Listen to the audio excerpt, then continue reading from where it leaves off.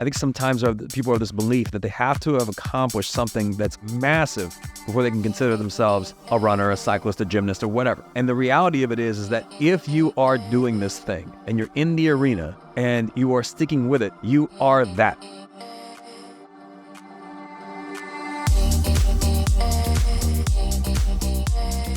I'm Michael Mogill, founder and CEO of Crisp, the nation's #1 law firm growth company. I've built my business through practice, not theory. Crisp started with just $500 to my name and has grown to over 8 figures in revenue over the last few years, earning a spot on the Inc. 500 list of the fastest growing private companies in America. Our approach has been to take everything we've learned about generating massive growth within our own organization and help the country's most ambitious and committed law firm owners do the same for theirs. In each episode of this podcast, I sit down with innovative market leaders from the legal industry and beyond to learn from those who thrive in the face of adversity, challenge the status quo, and define what it means to be a true game changer.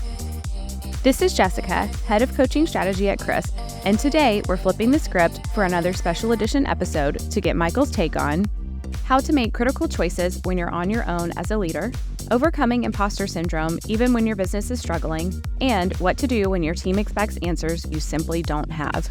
I would rather decisions happen, even if they're the wrong ones, because the pace of execution matters a lot more, because we make a wrong decision, somebody learns, and then we make a right one. But if they wait on me for every decision, by the time I even get there, I'm such a bottleneck at that point that it could be weeks, or at least days. That's coming up on the Game Changing Attorney podcast.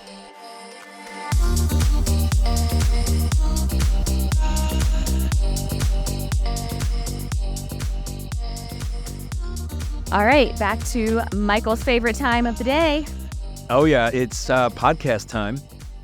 And this podcast is coming on the heels of the Crisp Game Changer Summit, which is, I believe, a week from the time this episode will air. Yeah. And man, like at this point, we are just crawling out of the cave every year. And we get into like summit prep. It's like the months of October and November. It's just like crunch time. No matter how early we start, there's just so much that has to come together. And then I often find that some of the best ideas come together in the last few weeks, right? So no matter how early you start, it's like you're working through like, creating content and presentations. We got videos and like experiential components and, those sort of things.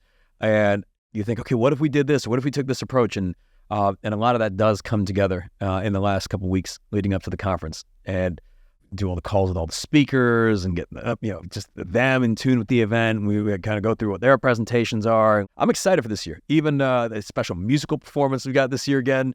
The first year we did Boyz II Men, and the second year was Flo Rida, and last year was Ludacris, and then this year, we're not going to say, but it's a Grammy Award winner.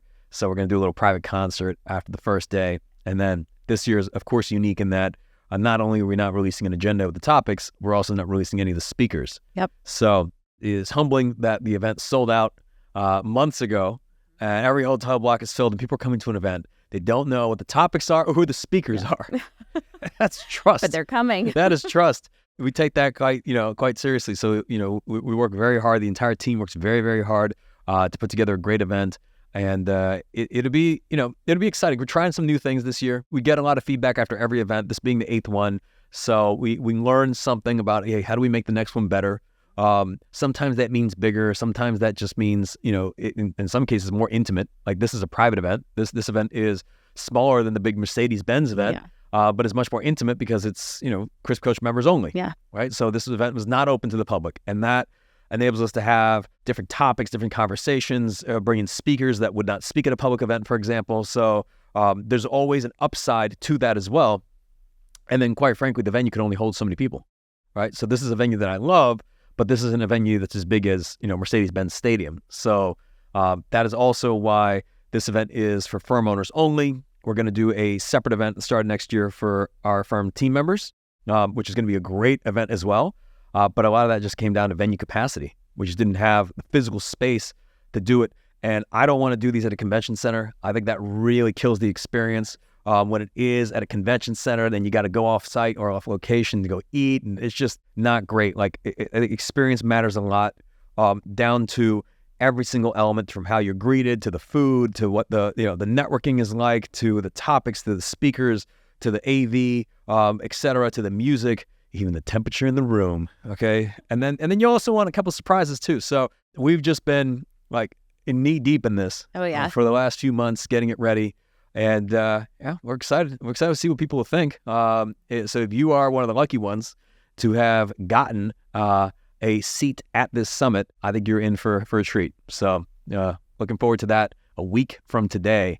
And Jessica, this being the AMA, this is where our listeners submit their questions. They can text us at 404-531-7691 with their questions. You compile these. We answer them here on the show. And the other thing that's a bit unique to this show is that we don't have any ads. There's no sponsors, nothing. It enables us to say whatever we want, enables our guests to come on and say whatever they want. So we're not beholden to anybody in terms of the curation of the content.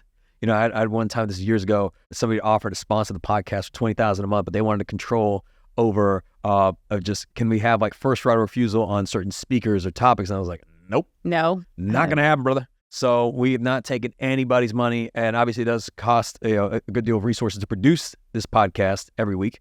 All we will say is that we don't charge a fee, but if you get any sort of value from the show, can you please share the show with somebody that you feel would also find it valuable, and leave us a review on Apple Podcasts or on Spotify. That helps us reach more people. So Jessica, with that, let's get to the questions. What do we have this week? Right. Let's kick it off with question number 1. Michael, I have to make a really tough decision about a senior attorney at my firm. I own a PI practice in Ohio, and I feel like there's no one in my market I can trust to discuss this with. I obviously can't talk to my team since he manages some of them, and I don't want to burden my wife when she's already picking up the slack at home from me working long hours at the office. I don't want to get into all the details about what this attorney did, but I'd love your advice on how you make decisions when you don't have someone else to talk to about the issue. Yeah. Okay. So not knowing what the situation is, but it's more of a question of what do you do when you don't have someone to talk to is, well, look, at the risk of this sounding like a pitch, this is why the Chris Coach program exists. I mean, it's for this very, very reason, because as this gentleman describes, let's say you have something going on at the firm, and because you have a lot of people that report to this person, you can't talk to your team. Maybe you don't feel comfortable burdening your spouse. You don't want to talk to another law firm owner in your market because depending on what the issue is, that could carry some downsides with you. It could maybe being overly transparent could make you less competitive, or they could use it against you somehow. So what do? You keep it all bottled up inside and you feel alone no matter how big your practice grows. And one of the reasons we created this amazing community is that we have firms from all over the country that come and meet quarterly. And then, in between, obviously, there's all of the online conversations. But you can have somebody that's at your level, that's at your practice area, that is in a different market, that has zero conflict of interest, that you can speak to and you can confide in and can give you insight. And chances are they've already experienced something like what you're experiencing and can offer you, here's how I approached it and here's how I navigated it. But the point is you should find someone to speak to. Yeah. I mean, you can always ask AI, but then you're just going to get an autocomplete answer that probably reaffirms whatever you want to actually do. So if you do want to talk to another person, I think the best people are people that have either experienced whatever you're experiencing or are at the same level, dealing with the same types of challenges, so where they get you, right? Like, it's like one of us. Like, they speak the same language. It's not going to seem foreign to them. We've heard it all. And they're also not going to judge you. Yeah. So, I mean, from infidelity in the practice to somebody stealing money to somebody doing really, really bad things, criminal things, we've heard it all. We've seen it all. Like, I promise you, no matter how bad it is, you are not alone, and you are not the first person and the first owner of a law firm to experience what you're experiencing. And I think part of being able to connect with people who have experienced those things is you do realize that you're not alone and that everybody is also battling. You might look at another firm and think, oh man, I bet you they don't have problems like I do. But chances are they have exactly problems like you do, some even worse. Sometimes you'd hear about their problems and then you start to think like, man, I'm so grateful for my problems. Right. Compared to what they're dealing with. Like, that is insane, right? They're sitting in depositions all day. Yeah. Right? Like, for their firm, I do feel that it's realizing that you're not alone, and that's the reason for community, but finding people that you can talk to that are going to not have a conflict of interest in whatever it is that you're discussing. But definitely try to seek that out. And worst case scenario, you can ask the AI. Yeah. Right? If you absolutely need someone to talk to, but the best thing would be to find somebody like another law firm owner, potentially in another market, who's at your level, who's probably experienced what you're experiencing, and to get their insight and perspective. All right. Question number 2. Hey, Michael, I'm really struggling with leadership these days. I have an immigration practice, and lately, business has been really struggling. I wake up at 3 a.m. at least twice a week, wondering if I'm truly built for this or if I should go back to being an employee at another firm.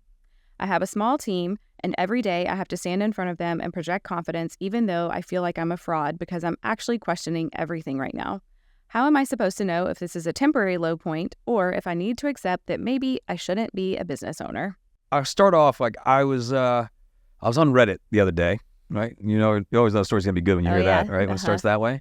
And I've been training for triathlon, and in some of these like subreddits, whether it's with like running or cycling or swimming or whatever, somebody always asks, when do I finally get to call myself a runner? Or when do I get to call myself a swimmer? Or when do I get to call myself a cyclist? Or when do I get whatever, right? And it's fascinating because I think sometimes people have this belief that they have to have accomplished something that's like massive before they can consider themselves a runner, a cyclist, a gymnast, or whatever. And the reality of it is that if you are doing this thing and you're in the arena and you are sticking with it, you are that, right? It's like doing it and doing that activity and being in that role is what then creates the capability. Not you gain the capability and then you become that role. So my answer to you in terms of like, if you know you're cut out for this, the people that are cut out for being business owners are the ones that lead businesses and don't give up and quit, right? The ones not cut out for it are the ones that shut down their businesses and give up on their dream.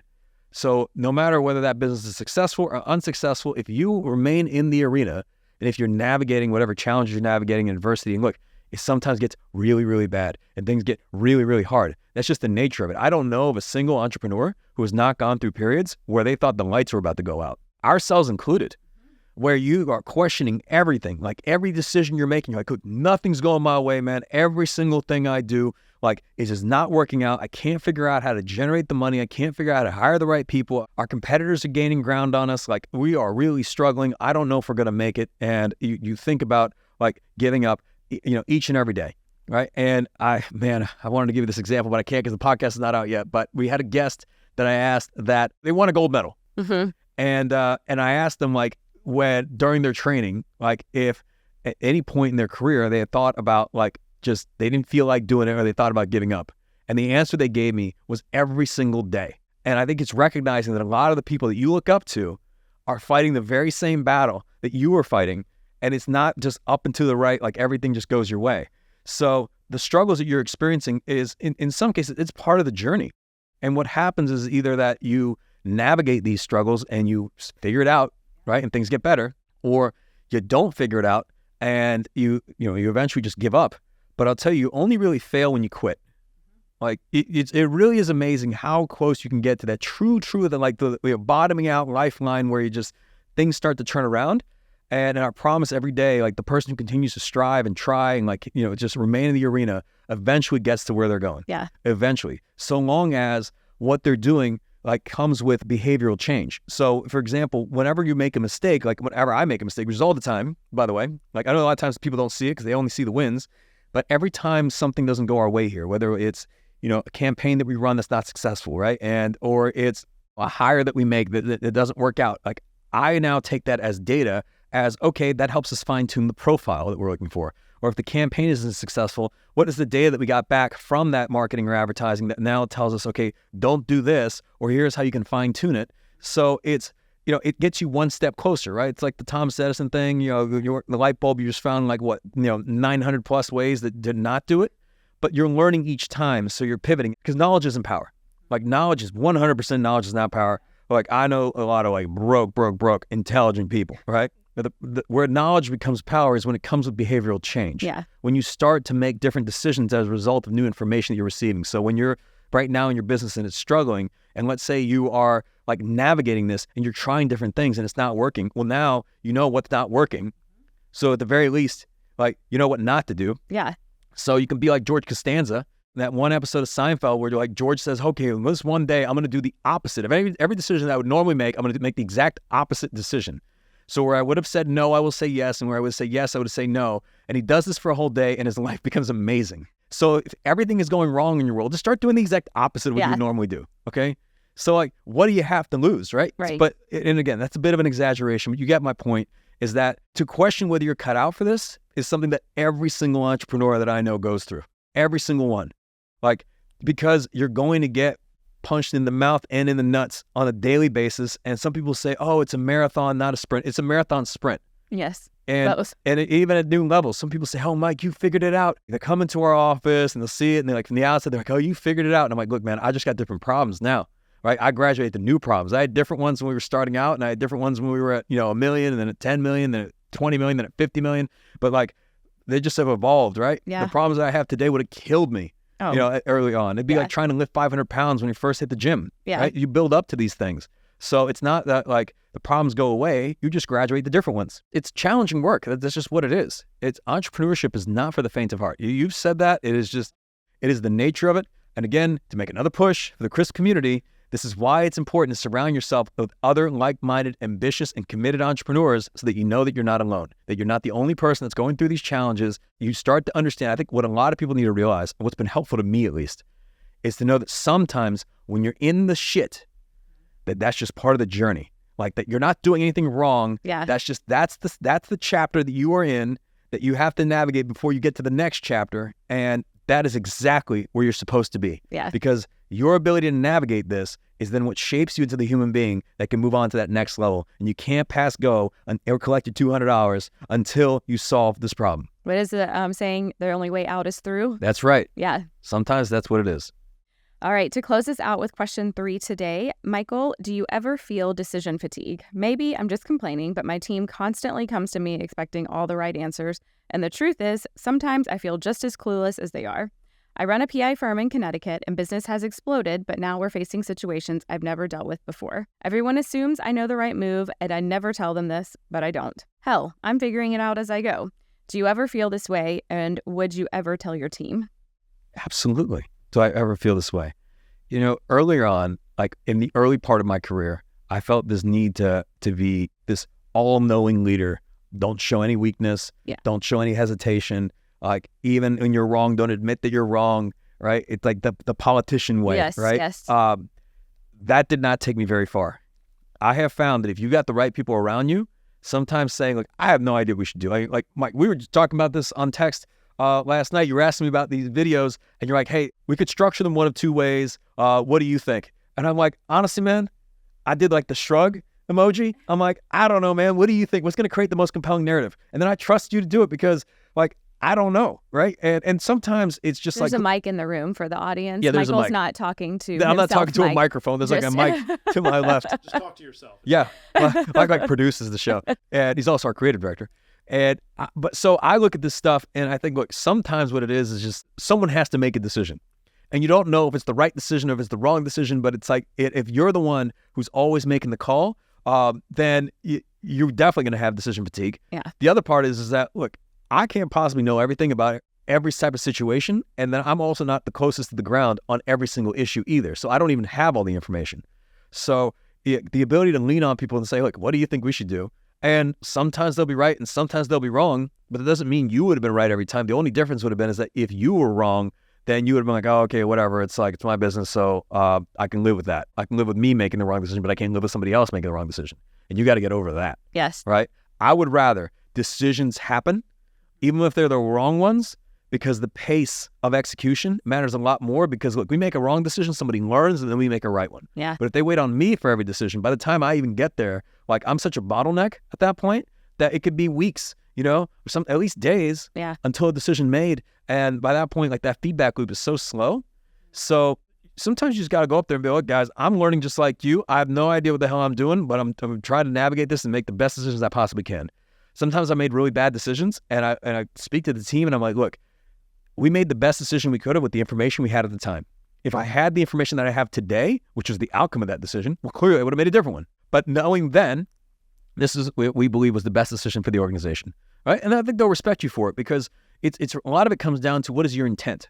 So if, for example, like Mike, we were just talking about, like, look, if your intent is to create the most compelling content and you think, hey, let's go about it this way, and then the video turns out like something like, I don't know, we don't love, I at least know that your intent was to create compelling content. So great, we can live with that, right? We can adjust, we can iterate and so on. But if everyone's coming to you and saying, what should we do? Should it be green or should it be blue? Should it be like font size 12 or font size 14?